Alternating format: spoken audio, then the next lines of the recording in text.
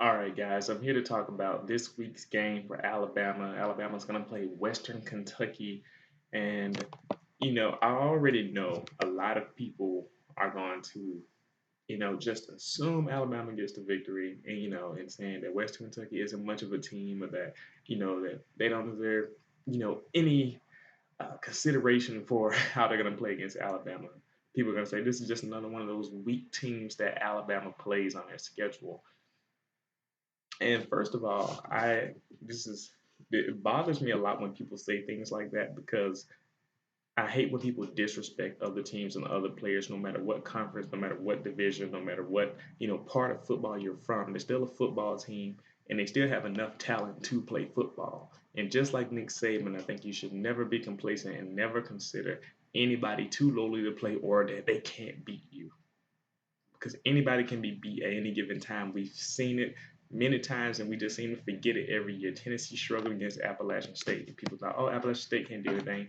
This is the same team that beat Michigan a few years ago. And so you can't assume any victories.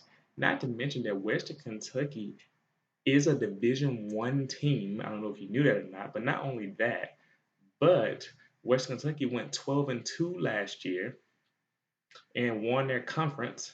And their quarterback, Brandon Doughty, is trying out for the NFL right now. Western Kentucky has talent. Not only that, but Western Kentucky is bringing back talent. Their leading receiver, Taywan Taylor, he set the program single series record for receiving yards and touchdowns and catches. Mike White in that first game against Rice last week threw for 517 yards as a first time starter. Not to mention that they returned all five of their offensive linemen from last year. So they have an experienced deep offensive line, and their left tackle Forrest Lamp has never given up a sack. And so I like to highlight all of those things to show you that these teams don't just come out of nowhere and play football and just pop up on Alabama's schedule. These are teams you got to look out for.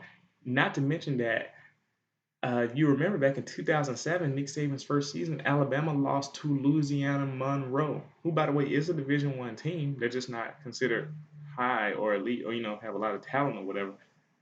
But Alabama lost to Louisiana Monroe 21-14 in 2007.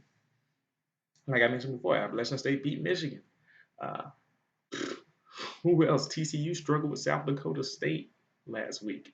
South Dakota State, somebody who you wouldn't even consider. Oregon let UC Davis score more than 3 touchdowns on them last week. And what more do I have to say? Alabama in 2008, we were, I'm going to use it in quotations, more talented than Utah, but we lost to Utah 34-17. And so you see, talent alone doesn't determine the outcome of games. And so when you're trying to watch these games, you can't say, oh, Alabama's bigger, stronger, faster, they're going to win. And that's not to say I don't believe Alabama will win, because I do believe Alabama will win. I'm an Alabama fan, and I believe we will control the game and we will win. But that doesn't mean you grow complacent and you don't consider these teams lowly. That's just something that really bothers me.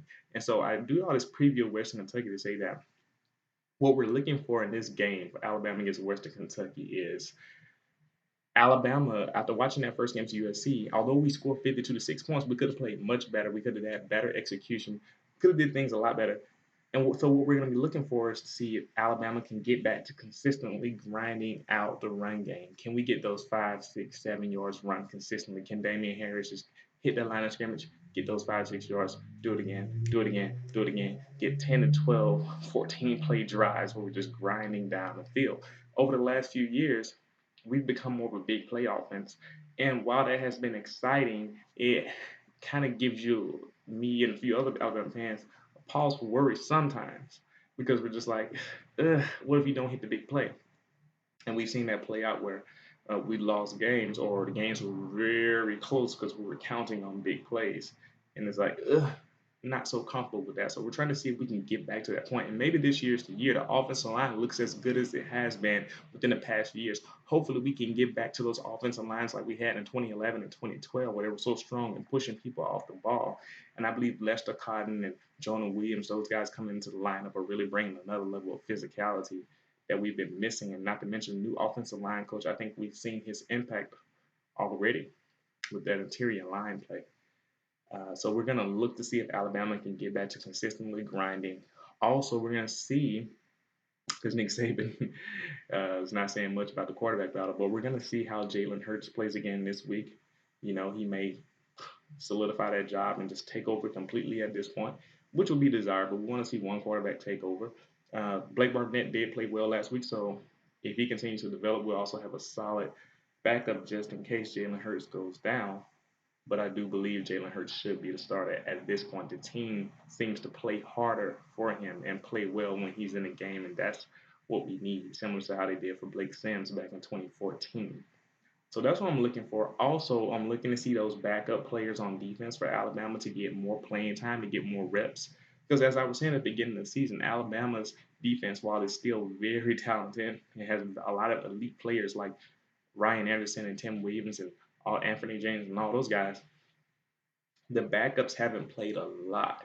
And so we want to see guys like Johnny Dwight, OJ Smith, Christian Miller, a lot of those backup guys to get into the game and play a little bit more. Keith Holcomb, just to name a few, Deontay Thompson, Shaheem Carter, the freshman. So it'll be interesting to see if those guys get to play a lot and whether or not Alabama consistently grounding this ball. So I'm going to talk a little bit more about Western Kentucky and Alabama and get into some of the matchups probably on Friday. But I just wanted to get this video out first. Thanks for listening, guys.